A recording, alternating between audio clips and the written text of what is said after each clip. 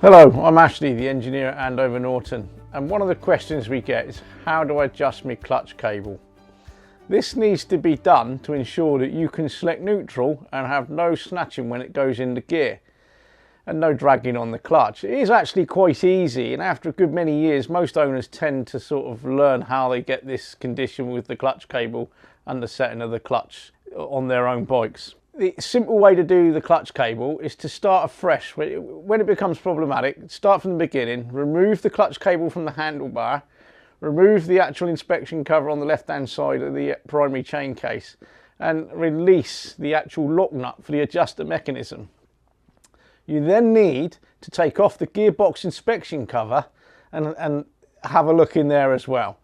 Right, so when you actually do this, the trick is to actually get the actual clutch operating arm to be as close to the edge of this cover, the outer cover, on the inside, so that it nearly touches but leaves you enough room to get a cable around the end of the clutch operating lever.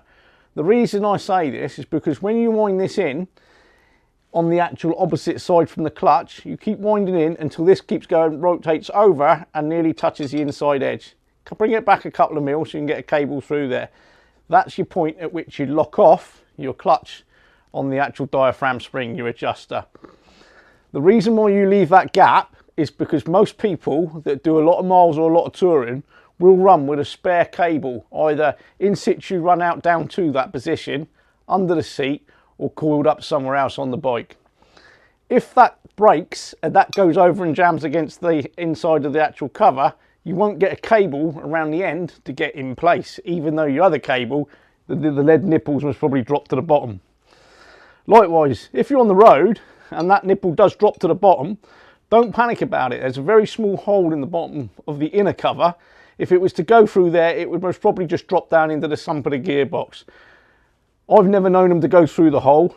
If they do go, they're just generally in there. So when you take the outer cover off, be sat in the bottom with the oil. We can see this on this drawing over here that we've got of the actual gearbox. The reason why this lever needs to be very close over to the inside of this outer cover is so that when you put the cable in, you're getting a nice pull, square pull to the actual lever, like this in the actual drawing. You also need to leave a small gap just through here so that if anything does happen, you can change this cable by getting it round the end of the clutch operating lever and get yourself back underway. That's how the clutch operating lever should look when it's aligned with the push rod with the ball bearing. Sometimes if this has gone too far forward and you find it up here, chances are it's dropped down past this bearing and it's in the incorrect place.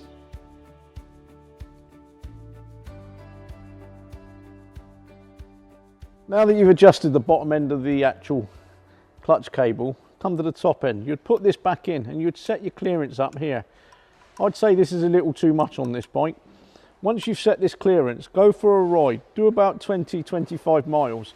You'll most probably find that the new cable and where you've set it at the bottom, the actual gear change will get worse. What you'll notice is this gap will increase. What you can then do is, if you can stop at the traffic lights or something like that and you're struggling, you can actually reduce the gap there by a turn and then try to select neutral. And you should get to the point where it should easily select neutral and you should have a little bit of play just here. Once you're at that point, then that is the ideal place for your clutch cable. It should stay set like that now for a good many miles.